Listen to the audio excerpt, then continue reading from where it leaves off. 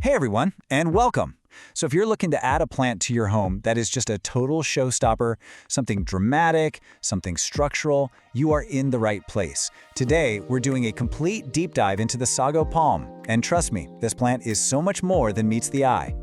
Okay, let's just kick things off with what is, without a doubt, the coolest fact about this plant. You see this quote from plant expert Anastasia Remeslo? She nails it. You're not just bringing home a regular houseplant, you're basically taking care of a living fossil. Because get this, it's not a palm at all. It's a cycad, a family of plants that were around when dinosaurs were roaming the earth. How amazing is that? But hang on, before we get into any of the fun stuff, we have to talk about something really serious. I'm going to be super direct here. The Sago Palm is extremely toxic. Every single part of this plant, the leaves, the trunk, and especially the seeds, is poisonous if eaten by pets or people. So please, if you have curious cats, dogs, or little kids, this plant has to be kept completely out of their reach. This is non-negotiable. Okay, with that critical safety warning out of the way, here's our game plan for today. First, we're going to uncover the secrets of this living fossil. Then, we'll master the 3 essentials for its care. After that, we'll get into the long-term plan, figure out how to troubleshoot any problems, and finally, we'll wrap up by turning you into a total Sago pro. So, let's start at the very beginning. Because understanding what this plant really is, where it comes from, well, that's the absolute key to knowing how to take care of it. So here's the deal. It's a cycad. That means it's on a totally different branch of the plant family tree than, say, a cantia or a parlor palm. Think of it this way. These plants evolved to be tough, rugged survivors. Their whole strategy is to grow incredibly slowly and conserve energy for the long haul. This isn't a plant that's going to shoot up overnight. Its beauty is in its ancient, steady, almost stoic presence. All right, that brings us to the real heart of our guide. We're about to break down the 3 absolute essentials, the non-negotiables for a happy Sago Palm.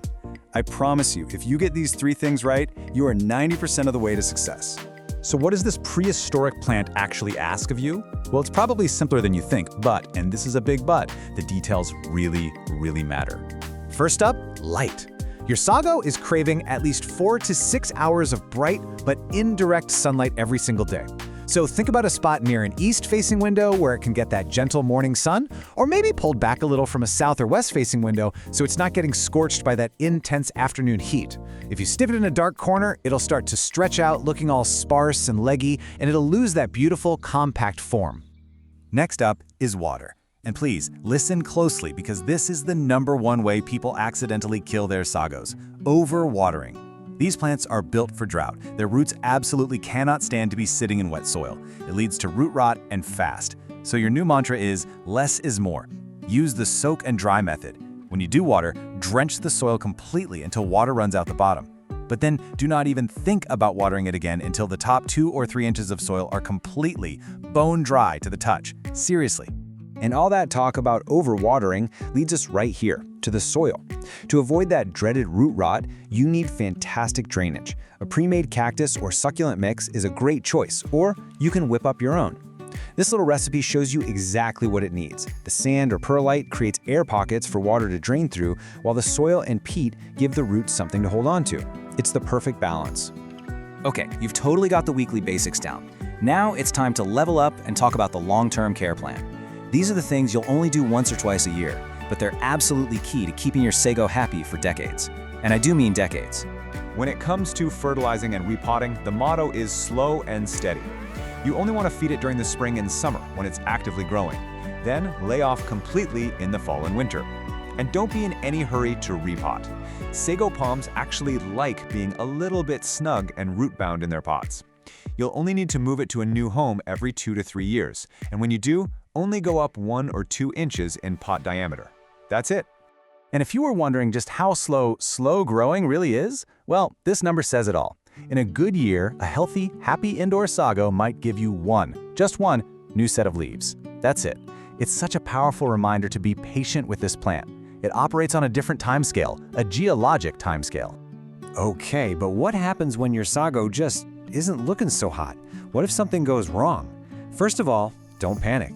Even these tough-as-nails plants can run into trouble.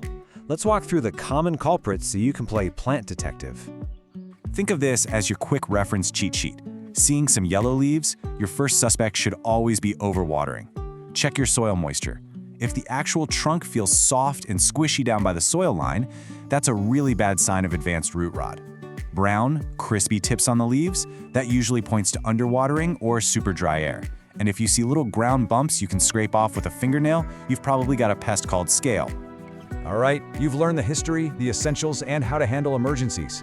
It is time to officially take your skills to the next level and become a true Sago pro. One of the coolest things you can do is make more Sago Palms from the little offsets, or pups that pop up at the base. But the key here, like with everything else Sago, is patience. You have to wait for the pup to get big enough, then you carefully remove it. And this is crucial. You have to let that cut end dry out and cure for a few days before you plant it. Then, you wait. It could be months before it even starts to grow roots. So let's bring it all home with the 5 golden rules of Sago care. Number 1, safety first. Always remember it's toxic. 2, think dinosaur plant. Embrace the slow growth. Be patient. 3, get to know the weight of the pot when it's dry versus when it's wet. It's the best way to know when to water. 4, let it be root bound. And 5, give it a little quarter turn every week or so it grows nice and even on all sides. And really, that's what owning a Sago Palm is all about. It's not about instant gratification. It's a long-term relationship. It's about being the patient, steady guardian of a living piece of our planet's ancient history. So, what do you say? Are you ready for that amazing journey?